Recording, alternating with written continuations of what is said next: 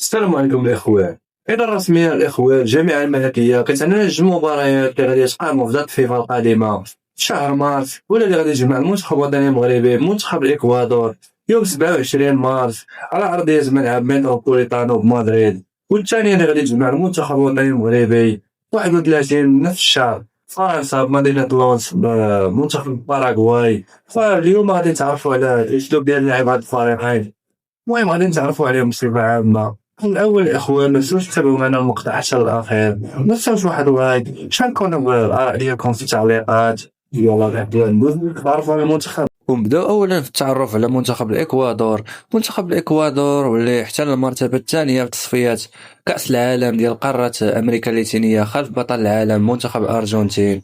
منتخب الاكوادور اللي كيحتل المرتبه منتخب الإكوادور اللي كيحتل المركز 23 عالميا في تصنيف الاتحاد الدولي لكرة القدم، وهادشي اللي كيعكس الاستقرار الفني ديالهم والتطور المستمر في السنوات الأخيرة. وكيتميز المنتخب الإكوادوري أسلوب لعب كيجمع ما بين القوة البدنية والسرعة في التحولات الهجومية، وهاد السمة اللي كتميز بها منتخبات القارة اللاتينية. هادشي اللي كيجعل هاد المواجهة اختبار تكتيكي مهم للمنتخب الوطني المغربي. وكيعتمد المنتخب الإكوادوري على مجموعة من اللاعبين البارزين في الدوريات الأوروبية الكبيرة مثل كايسيدو نجم البلوز تشيلسي، واللي كتبلغ القيمة التسويقية ديالو 110 مليون يورو، وكيتعتبر واحد المحرك أساسي لخط الوسط بفضل القدرة ديالو الدفاعية وكذلك الهجومية.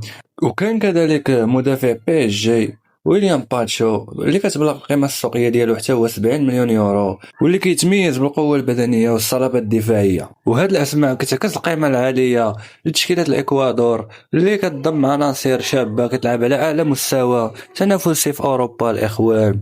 وبالنسبة للمنتخب الوطني المغربي الإخوان، فرا مواجهة منتخب بحجم منتخب الإكوادور كتمثل واحد الفرصة اللي حقيقية لقياس مدى الجاهزية الفنية وكذلك البدنية، خاصة أمام خصم كيمتلك عناصر كتنشط في أكبر الأندية الأوروبية.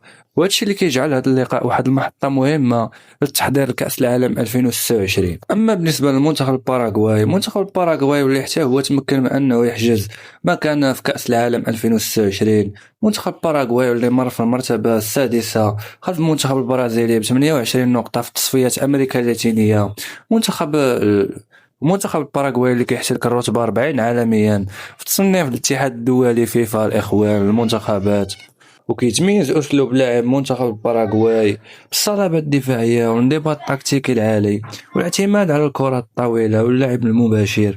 كيعتمد الفريق على القوة البدنية والخطوط الدفاعية المتقاربة مع التركيز العالي على التحولات الإخوان لترانزيسيون الهجمات المرتدة عبر الأجنحة اللي سريعة مثل ميغايل ألميرون خوليو كذلك الإخوان. وأبرز الأسلحة ديالهم هي الكرة الثابتة اللي كتعتبر جزء مهم من الخطط ديالهم الهجومية. أما بالنسبة للنظام ديالهم فراه كيستخدموا الخطة ديال 4-3-3 أو 4-4-2، والتركيز على خط الوسط الإخوان كيديروا جوج لاعبين في الارتكاز باش أنهم يقدروا يأمنوا الدفاع. باختصار الإخوان هذا الأسلوب كيعطي واحد الأولوية لعدم قبل الأهداف والتأمين الدفاعي، وكيعتمدوا على سرعة المرتدات في الهجمات المرتدة الإخوان. عموما الإخوان فرا لحد هنا كنكون تعرفنا على المنتخب الإكوادوري وكذلك على المنتخب الباراغواي اللي غادي نواجهوهم، وغادي يكون فيديو آخر غادي نتكلموا فيه كذلك على المنتخب الوطني المغربي والتحضيرات ديالو لهاد المباريات هادو. فما نساوناش في الأخير الإخوان واحد لايك سبسكرايب وهبط خلينا الآراء ديالكم في الكومنتيرات، وكنتمنى تكونوا استفدتوا معنا في هذا الفيديو هذا، ويلا نشوفوا الفيديو الجاي.